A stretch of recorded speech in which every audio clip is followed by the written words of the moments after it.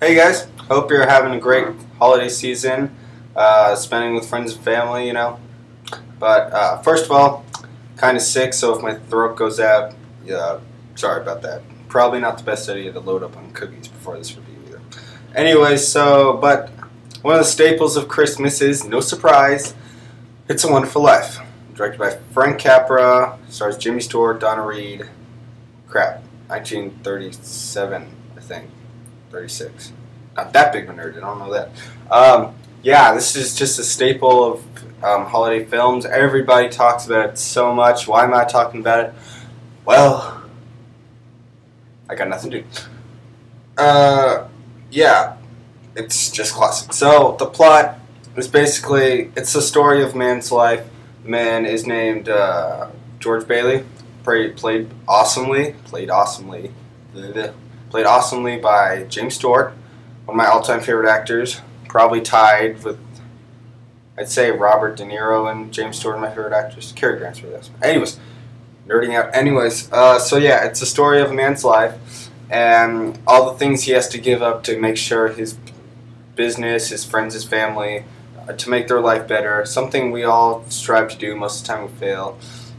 But yeah, so it's actually, the story is an angel comes to protect him because he's gonna commit suicide. We'll get why, but anyway, so it's basically kind of told by the angel's perspective, but not that much. It's very hard to explain because sometimes the angels are in it talking, but like at first they are, but then they don't, and then it turns into more narrative instead of flashback. It's just weird. So it basically shows all the stuff he has to give up.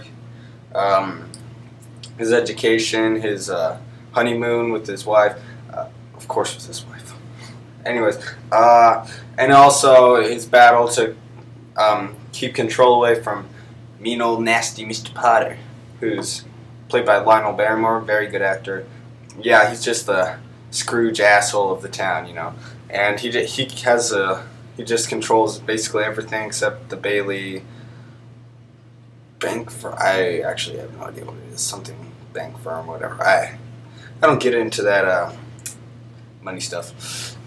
Yeah, but anyway, so yeah, and basically, not to rant on forever, it's basically the first hour and a half is showing the events in George's life, and then the last 30, 40 minutes or so are with the angel, because basically what happens is, through just an accident, they lose $8,000. Yeah, and George is gonna go to jail, and so he's like, screw it, I'm worth more dead than alive. So basically, he plans on committing suicide, but a man falls into the water before he can jump in, so he saves him, and then turns out the man's an angel, and Clarence. Don't know who acted him. He's really cheesy as an actor. He's actually not really good, but fun to watch anyways. But yeah, so basically George is like, I wish I'd never been born. And then Clarence is like, okay, let's show you what's going to happen. So the last fourth of it is basically George going around, wondering if he's going insane, wondering if Clarence is hypnotizing him. Nobody knows him. The town's Pottersville now. He owns everything. His wife never married.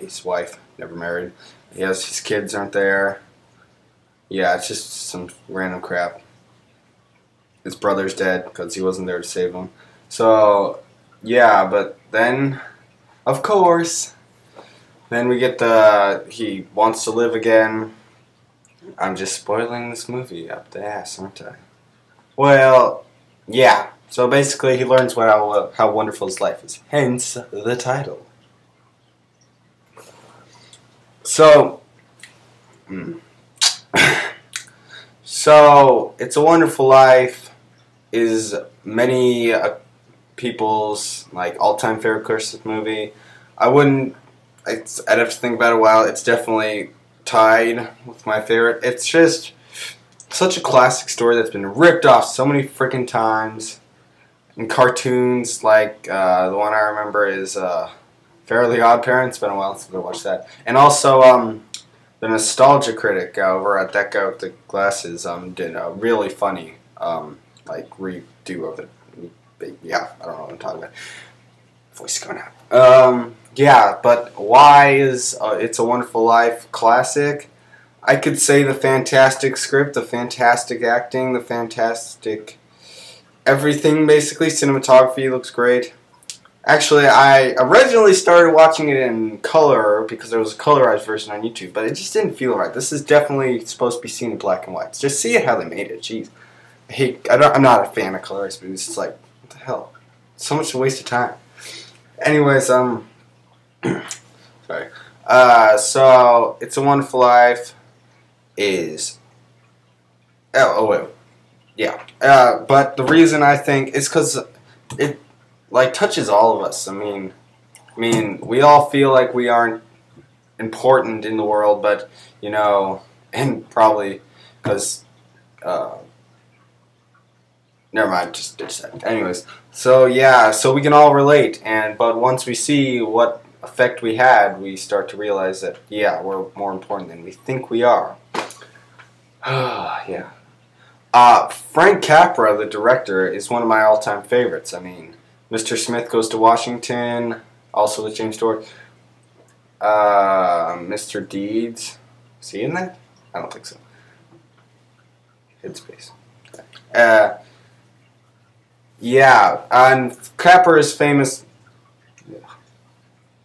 I'm sure my hair is beautiful. Capra is famous for like making like Every Man Rises Above, like famous, yeah, those kind of movies like Mr. Smith, Mr. Deeds, It's a Wonderful Life.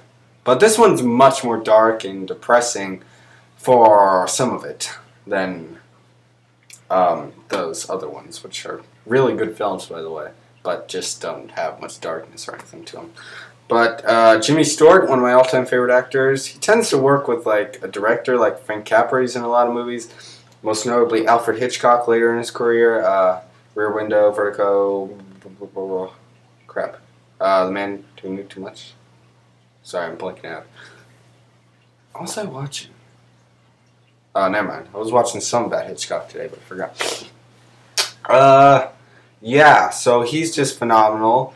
The rest of the actors, they're fine. Donna Reed's pretty good. She's actually not, like, yes she is. She's kind of, ugh, I'm talking nonsense. I'm too sick. So, of course, I gotta talk about the famous ending scene, and for me, that scene is Christmas as a whole. I mean, yes, when you look at that scene, there's like 1,000 people in their house. You know, it's crowded, it's probably uncomfortable, but everybody's singing, it's happy, and, you know, all the troubles go away for just a night. And that's Christmas to me, and I think it's to a lot of people.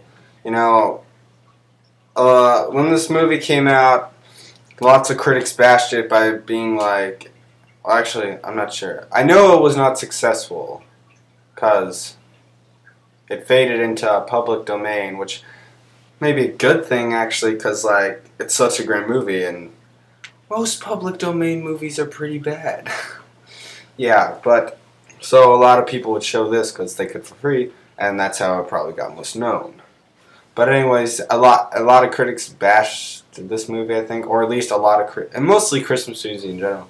It's like sentimental, hosh posh, you know, we get the point. But we want. Wow, I do that way too often. Anyways, we want sentimental hogwash at Christmas. It's what we want. It's like why we love Miracle on 34th Street, A Christmas Story. Yeah, White Christmas, whatever. It's Shop Around the Corner, you know. Also, was James Stewart. Very good. So basically, I had a really hard time thinking of things to say about it because so much has been said already. I can't say anything else about it, really. I mean, it's one of my favorite directors. It's one of my favorite actors. It's a classic story. Classic. Great writing, great cinematography. All around, pretty much perfect film.